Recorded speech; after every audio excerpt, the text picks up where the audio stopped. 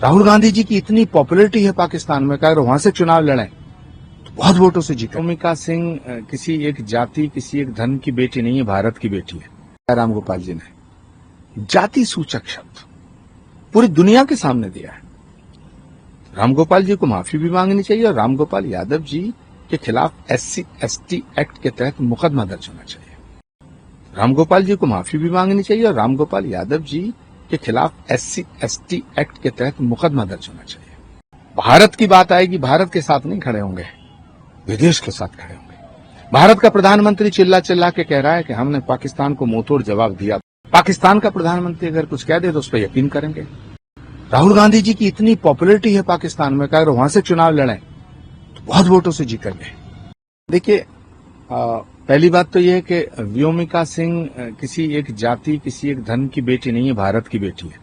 और जिस तरह जाति सूचक शब्द का प्रयोग करते हुए व्योमिका सिंह के ऊपर जो बयान दिया राम गोपाल जी ने, जाति सूचक शब्द पूरी दुनिया के सामने दिया है।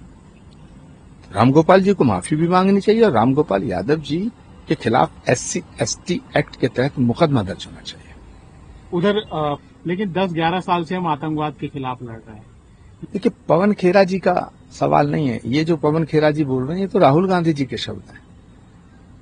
और कांग्रेस को क्या हो गया है? इतनी पुरानी पार्टी जिसने अंग्रेजों से लड़ाई लड़ी, विदेशियों से लड़ाई लड़ी, आज विदेशी साजिश के तहत वो नरेंद्र मोदी पर हमला करते हैं।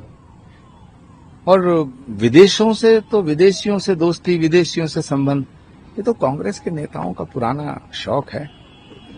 भारत की बात आएगी, भारत के साथ नहीं खड़े होंगे, विदेश के साथ खड़े होंगे।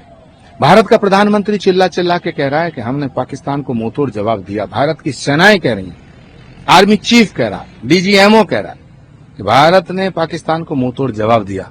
इन्हें इस पे यकीन नहीं है, सबूत मांगते हैं। पाकिस्तान का प्रधानमंत्री अगर कुछ कह दे तो उस पर यकीन करेंगे। राहुल गांधी जी की इतनी पॉपुलैरिटी है पाकिस्तान में, अगर वहां से चुनाव लड़े तो बहुत वोटों से जीतेंगे।